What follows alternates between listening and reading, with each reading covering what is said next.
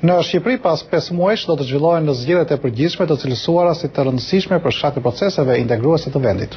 Shqipëria pritet të anëtarësohet në NATO në muajin prill dhe sot nisi zyrtarisht hapat për të anëtarësuar në Bashkimin Evropian. Skenën politike shqiptare këtë herë pritet të shtohet edhe një forcë e re, e dal nga lëvizja rinore mjaft. Grupimi G99 i drejtuar nga Erion Veliaj pritet të konkurrojë në zgjedhje. Ne sot kemi të ftuar këtu në studio zotin Veliaj. Zoti Veliaj, mirë se erdhët. Është kënaqësi të gjej gjithmonë. Zoti Veliaj, kur pritet pyetja e parë, kur pritet që grupimi juaj të kthehet në parti që të mundësoj pjesëmarrje në zgjedhje? Në 31 janar është dita kur G99 do të konvertohet nga një organizatë politike në një parti politike. E vetmja gjë që prisnim ishte të mbaronte kodi zgjedhor për të kuptuar se cilat do të ishin hapësirat për të konkurruar në zgjedhjet e ardhshme. Kodi ka mbaruar, ka kaluar, tashmë kuptohet që e vetmja mënyrë për të garuar në këtë garë është me uniformën e një partie politike. Kështu që asgjë nuk do ndryshojë në frymën e organizatës dhe të lëvizjes tonë. Do të ngrysemi organizatë, do të gdhihemi në letra parti të nesërmen, po do të mbajmë po atë energji edhe po ato çështje të rëndësishme duke filluar që nga dita e nesërme me të mbërritur në Tiranë, që është siguria e jetës, që është gjithmonë më shqetësuese në Shqipëri, sidomos pas ngjarjeve të vitit. Kështu që tempizmi do të jetë i njëjtë, do të ndryshojmë vetëm kësulën për të qenë në kostumin e zgjedhjeve. Ju përmendët se pritet përfundimin e kodit rizgjedhor, por partitë e vogla janë ankuar për kodin e rizgjedhor, duke thënë se ai kod nuk i krijon atyre hapësira ose i ngushton hapësirat për to dhe favorizon partitë e mëdha. Si është çdo gjendja me partinë tuaj, po e quaj partinë tuaj të re? Unë jam shumë inkurajuar nga sondazhet, kështu që nuk do nguroja që të etiketoja grupimin tonë të vogël ose të madh, jemi grupim i ri, kemi energji jashtëzakonisht pozitive, duhet ta konfesoj këtu në tavolinën tënde, jashtëzakonisht lumtur nga ky kod. Është hera e parë që largohen nga zgjedhjet të fortët ata me muskuj, të fortët ata me xhepa jo transparent. Është hera e parë që incentiva e drejtuesve të grupimeve politike, incentiva ime në këtë moment është gjej njerëz taft, njerëz të mençur, njerëz që kanë treguar që janë histori suksesi, sesa të gjej të fortin tim që do mundi të fortin e Arbenit siç ndodhte më përpara. Kështu që sistemi tani është bërë më demokratik, më transparent, gara është më ndershme dhe unë besoj që nëse dhe kartat e identitetit dhe numërimi i votave do të jetë korrekt, ne mund të kemi disa zgjedhje ku të kemi një tranzicion, një ndryshim të tranzicionit ose një fund të tranzicionit dhe një ndryshim rotacion të qeverisë për herë të parë në mënyrë paqësore. Zoti Veliaj, ndosë sot ende nuk keni kthyer në parti, do ktheni së shpejti pas disa ditësh, por komentet të drejta që kanë qenë që deri diku ju shiheni si një shtojce e Partisë Socialiste. Në kohë që ju ishit me lëvizjen mjaft, ju krijuat një identitet, një profil tuaj që ju dalloi nga të tjerët. A nuk rrezikoni kështu të humbisni pikërisht ato vlera që ju sollin në deri këtu?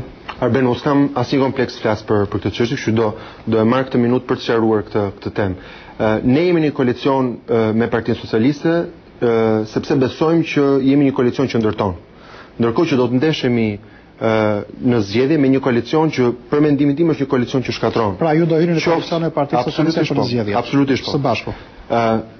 Ka një koalicion që shkatron, ai që do të ndalonte zogun e zi, ai që sot po ndalon buxhetin e Tiranës, dhe ka një koalicion që ndërton organizata shumë suksesshme siç është Lëvizja Mjaft apo ndërton punë suksesshme siç është qyteti i Tiranës me kryetarin e Partisë Socialiste. Kështu që këto janë dy aleanca, këto janë dy koalicion, nuk ka koalicion të majtë të djathtë. Koalicioni i gjenerate të re që ndërton, koalicioni i gjenerate të vjetër që shkatron.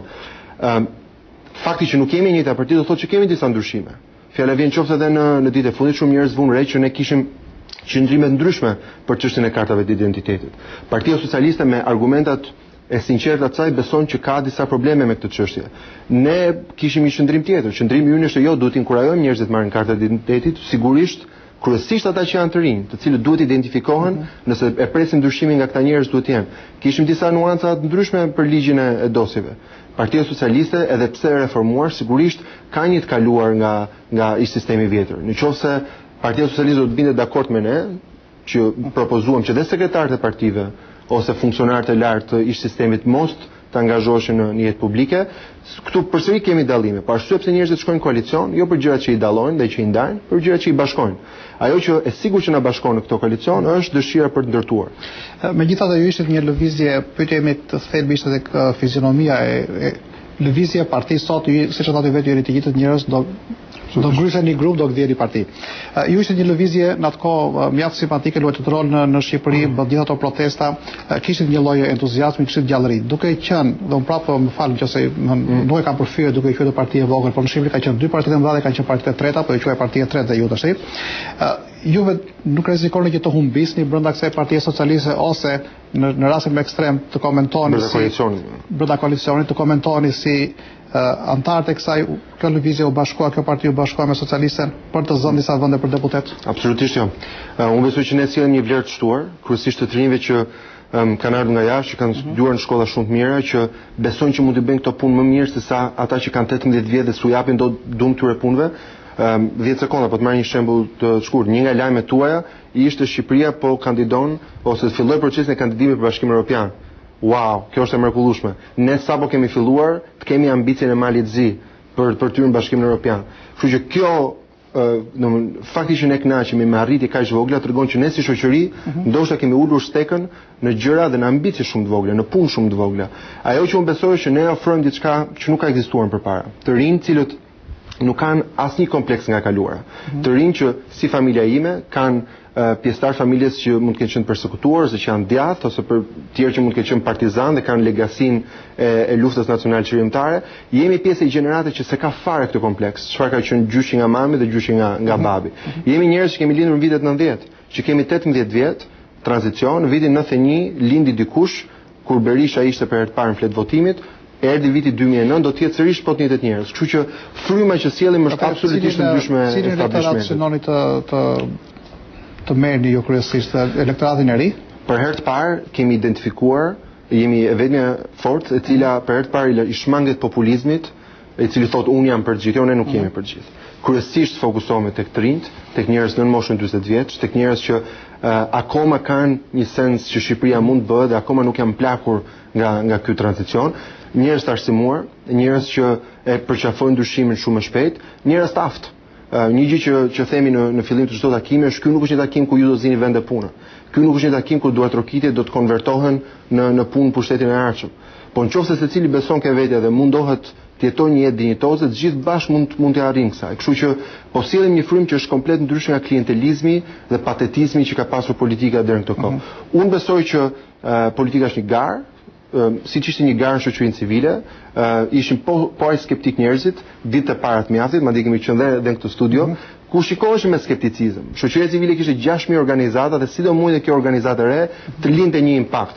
Unë e mirëpres skepticizmin sepse është vetëm mënyrë për ta mbajtur ne në rrugë drejt dhe për ta mbajtur ne gjithmonë në majt gishtave. Dhe do mundohem që në mënyrë dinjitoze të drejtoj këtë organizat për të lënë po atë impakt që mjaft i kishte shoqërinë civile. Erion, faleminderit për intervistën. Erion Velia i grupimit 99 apo si do quhet partia?